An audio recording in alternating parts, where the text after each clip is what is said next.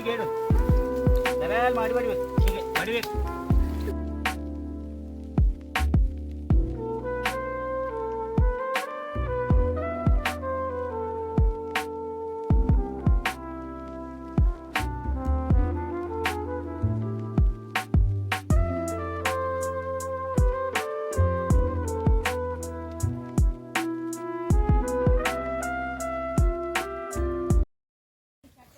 Hi ಎಲ್ರಿಗೂ ನಮಸ್ಕಾರ. ನಾನು ಆಟೋ ಡ್ರೈವರ್ ವಿಜಯ್. ಇವತ್ತು ನಾನು ಇಲ್ಲಿ ರಾಜೇಶ್ ಶೆಟ್ಟಿಯವರ ಒಂದು ಕೆಲಸ ಮಾಡ್ತಾ ಇದ್ದಾರೆ. ಆ ಕೆಲಸ ಏನಂತ ನೋಡುವ ಬನ್ನಿ. ಏನೋ ಒಂದು ಒಳ್ಳೆಯ ಕೆಲಸ ಮಾಡ್ತಾ ಇದ್ದಾರೆ ಅವರು.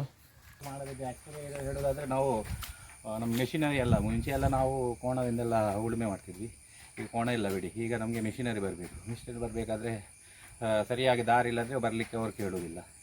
ಹಾಗಾಗಿ ಈ ಥರ ನಾವು ವ್ಯವಸ್ಥೆ ಮಾಡಿ, ನಮಗೆ ಇವರನ್ನೆಲ್ಲ ಇಟ್ಕೊಂಡು ಈ ಥರ ವ್ಯವಸ್ಥೆ ಮಾಡಿ ಒಂದು ಪ್ಲ್ಯಾನಿಂಗ್ ಮಾಡಿ ಅದನ್ನೊಂದು ವ್ಯವಸ್ಥಿತವಾಗಿ ಈ ದಾರಿ ಮಾಡ್ತಿದ್ದೇವೆ. ಹಾಗಾಗಿ ಅದು ಇಲ್ಲಾಂದರೆ ಅವನು ಮೆಷಿನವನು ಮೇಲೇನೂ ಹೋಗಲ್ಲ, ಕೆಳಗನೂ ಬರಲ್ಲ. ನಮಗೆ ಉಳುಮೆ ಮಾಡಲೇಬೇಕು.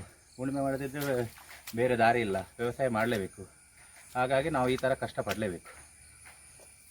ನಿಮಗೆ ಭತ್ತದ ಬೆಲೆಯಲ್ಲಿ ಏನಾದರೂ ತುಂಬ ಇಳುವರಿ ಉಂಟಾ ಹೇಗೆ? ಇಲ್ಲ, ನಾವು ಏನಂದರೆ ನಾವು ವ್ಯವಸಾಯ ಮಾಡೋದೇ ಒಂದು 3-4 ಗದ್ದೆ. ಅದನ್ನು ನಾವು ನಮ್ಮ ಊಟಕ್ಕೆ ಬೇಕಾಗಿ ಮಾಡುವಂಥದ್ದು ವ್ಯವಸ್ಥೆ ಬಿಟ್ಟರೆ ಇದರಲ್ಲಿ ಏನಾದರೂ ಉತ್ಪತ್ತಿಯಾಗಿ ನಮಗೆ ಏನಾದರೂ ಖರ್ಚು ವೆಚ್ಚಕ್ಕೆ ಆಗಲಿ ಅಂತಲ್ಲ. ಆ್ಯಕ್ಚುಲಿ ನೋಡಿದರೆ ನಮಗೆ ಇದು ಲಾಭದಾಯಕವಾಗಿ ಕಾಣ್ತಾ ಇಲ್ಲ. ಇದು ವರ್ಷಕ್ಕೆ ಒಂದು ಊಟಕ್ಕೆ ಆಗ್ತದೆ ಅಷ್ಟೇ. ಮತ್ತು ಅವರು ಎಷ್ಟು ವರ್ಷದಿಂದ ಕೃಷಿ ಕೆಲಸವನ್ನು ಮಾಡ್ತಾ ಇದ್ದಾರೆ? ಏನು ವಿಷಯ ಹೇಳಿದರೆ, ಈಗಿನವರು ಕೆಲಸ ಮಾಡಲಿಕ್ಕೆ ಹಿಂದೇಟು ಹಾಕ್ತಾರೆ. ಆದರೆ ಇವರು ನನ್ನ ಅಜ್ಜಿ ಸಾಧಾರಣ ಒಂದು 70 ವರ್ಷ ಚಿಲ್ಲರೆ ಆಗಿದೆ.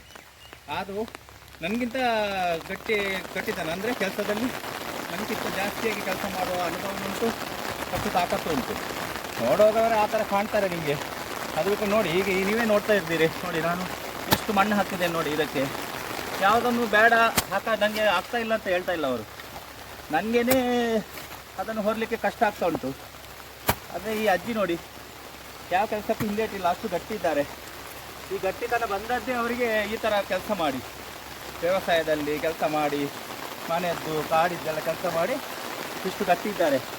ಈಗಿನ ಮಕ್ಕಳ ಹತ್ರ ಕೇಳಿದರೆ ಈ ಥರದ ಕೆಲಸ ಮಾಡಲಿಕ್ಕೂ ಆಗಲ್ಲ, ಅವರಷ್ಟು ತಾಕತ್ತು ಇಲ್ಲ. ಈಗ ನಮಗೆ ಕೃಷಿ ಅಂದರೆ ಕೃಷಿಯನ್ನೇ ಅವಲಂಬನೆ ಮಾಡಲಿಕ್ಕೆ ಆಗಲ್ಲ. ಯಾಕಂದರೆ ತುಂಬ ಜಾಗ ಇಲ್ಲಲ್ಲ. 1 ಎಕರೆ ಎಲ್ಲ ಇಟ್ಕೊಂಡು ನಾವು ಕೆಲಸ ಇಲ್ಲದೆ ಮನೆಯಲ್ಲಿ ಕೂತ್ಕೊಳ್ಳುವ ಪರಿಸ್ಥಿತಿ ಈಗ ಇಲ್ಲ. ಏನಂದರೆ ಒಂದು 10 ಎಕರೆ 20 ಎಕರೆ ಇದ್ದರೆ ಏನಾದರೂ ಬದಲಿ ಇನ್ನೊಂದು ಬೆಳೆ ಎಲ್ಲ ಮಾಡಿ ಅದರಲ್ಲೆಲ್ಲ ಖರ್ಚು ವೆಚ್ಚ ತೆಗಿಬೋದು. ಬಿಟ್ಟರೆ ಈ ಜಾಗದಲ್ಲಿ ನಮಗೇನು ಅಷ್ಟೇನು ಉತ್ಪತ್ತಿ ಅಂತ ಇಲ್ಲ. ಅಂದರೆ ನಮ್ಮ ಮನೆ ಖರ್ಚಿಗೆ ಆಗ್ತದೆ ಅಷ್ಟೇ. ನಾವು ನಮ್ಮದು ಜಾಬ್ ಉಂಟು, ನಮಗೆ ಕಂಪ್ಯೂಟರ್ ಆಪ್ರೇಟರ್ ಆಗಿ ನಾವು ಕೆಲಸ ಮಾಡ್ತಿದ್ದೇವೆ. ಹಾಗಾಗಿ ಇದೊಂದು ನಮಗೆ ಪಾರ್ಟ್ ಟೈಮ್ ಕೆಲಸ. ಮನೆಯಲ್ಲಿ ಸಂಡೇ ಎಲ್ಲ ರಜೆ ಇರ್ತದಲ್ಲ, ರಜೆ ಇರುವಾಗ ಈ ಥರದ್ದೆಲ್ಲ ಕೆಲಸ ಮಾಡಿ ನಾವೇ ದುಡಿಬೇಕು. ಬೇರೆ ಜನವನ್ನು ಹೇಳಿ ದುಡಿಸುವಂಥ ಪರಿಸ್ಥಿತಿ ಇಲ್ಲ. ಈಗ ಅದು ವರ್ಕೌಟ್ ಆಗಲ್ಲ.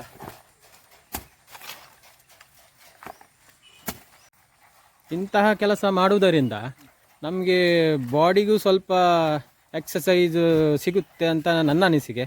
ನೀವು ಏನು ಹೇಳ್ತೀರಾ ರಾಜೇಶ್ ಶೆಟ್ಟಿ ಅವರೇ? ಹೇಳಬೇಕಂದ್ರೆ ಈಗಿನ ಯುವಕರಿಗೆ ಇದೆಲ್ಲ ಒಂಥರ ಅಷ್ಟೇನು ಇಂಟ್ರೆಸ್ಟ್ ಇರುವ ಕೆಲಸ ಅಲ್ಲ. ಆದರೂ ನಾನು ಹೇಳುವ ಪ್ರಕಾರ ಈ ಥರ ಕೆಲಸ ಮಾಡಿದ್ರೇ ನಾವಂತೂ ಬಾಡಿ ಫಿಟ್ ಇರ್ತದೆ ಮತ್ತು ಆರೋಗ್ಯವಾಗಿರ್ತದೆ.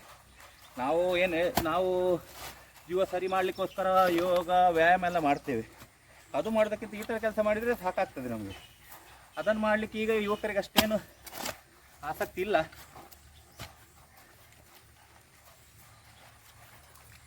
ಅದರ ಗೊಬ್ಬರದ ವ್ಯವಸ್ಥೆ ಹೇಗೆ ಮಾಡ್ತೀರಾ? ನಮಗೆ ಹೆಚ್ಚಿಗೆ ಏನು ನಮಗೆ ಗದ್ದೆ ಇಲ್ಲ. 1 ಎಕರೆ ಜಾಗ ಇರೋದು ನಮಗೆ. 1 ಎಕರೆಗೆ ನಮಗೆ ಏನಂದರೆ ದನದ ಹಟ್ಟಿದ್ದು ಗೊಬ್ಬರ ಉಂಟು, ಅದು ಸಾಕಾಗೋದಿಲ್ಲ. ಅದು ಅಲ್ಲದೆ ನಾವು ಸ್ವಲ್ಪ ರಾಸಾಯನಿಕನೂ ಬಳಸ್ತೇವೆ. ಜಾಸ್ತಿ ಅಲ್ಲ, ಸ್ವಲ್ಪ. ಅಂದರೆ ಉಳುಮೆ ಬರಬೇಕಲ್ಲ, ಇಳುವರಿ ಬರದಿದ್ದರೆ ನಮಗೂ ಅದೇನು ಪ್ರಯೋಜನ ಬರಲ್ಲ. ಅದಕ್ಕೋಸ್ಕರ ಮತ್ತು ಕೋಳಿ ಗೊಬ್ಬರ ಬರ್ತದಲ್ಲ, ಆ ಕೋಳಿ ಗೊಬ್ಬರನೂ ಸ್ವಲ್ಪ ಹಾಕ್ತೇವೆ. ಜಾಸ್ತಿ ಹಾಕ್ಬಾರ್ದು ಅದೆಲ್ಲ, ಸ್ವಲ್ಪ ಹಾಕಿ ನೀರಿನ ವ್ಯವಸ್ಥೆ ಒಂದು ಕರೆಕ್ಟ್ ಇದ್ದರೆ ಸಾಧಾರಣ ಒಂದು ಎಕರೆಗೆ ಒಂದು 10ರಿಂದ 15 ಕ್ವಿಂಟಲ್ ಬರ್ತದೆ. ನಾವು ಮಾತಾಡ್ತಾ ಇಲ್ಲಿ ರಾಜೇಶ್ ಶೆಟ್ಟಿಯವರ ಒಂದು ಟ್ರ್ಯಾಕ್ಟರ್ ಬರಲಿಕ್ಕೆ ಒಂದು ರಸ್ತೆ ಮಾಡುವಂಥ ಕೆಲಸ ಫಿನಿಶ್ ಆಗಿದೆ. ತುಂಬ ಒಳ್ಳೆ ರೀತಿಯಲ್ಲಿ ಇವರು ಒಂದು ರಸ್ತೆ ನಿರ್ಮಾಣ ಮಾಡಿದ್ದಾರೆ. ಈ ಕಷ್ಟ ಇತ್ತು, ಈ ಗದ್ದೆಗೆ ಬರಲಿಕ್ಕೆ ಕಷ್ಟ ಇತ್ತು, ತುಂಬ ಕಷ್ಟ ಇತ್ತು. ಆ ಟ್ರ್ಯಾಕ್ಟರ್ ಕೆಳಗೆ ಬಂದರೆ ಮೇಲೆ ಹೋಗುವ ಪರಿಸ್ಥಿತಿಯಲ್ಲಿ ಇರಲಿಲ್ಲ. ಹಾಗೆ ತುಂಬ ಒಳ್ಳೆಯ ರಸ್ತೆಯನ್ನು ನಿರ್ಮಾಣ ಮಾಡಿದ್ದಾರೆ, ಒಳ್ಳೆಯ ಕೆಲಸ ಮಾಡಿದ್ದಾರೆ.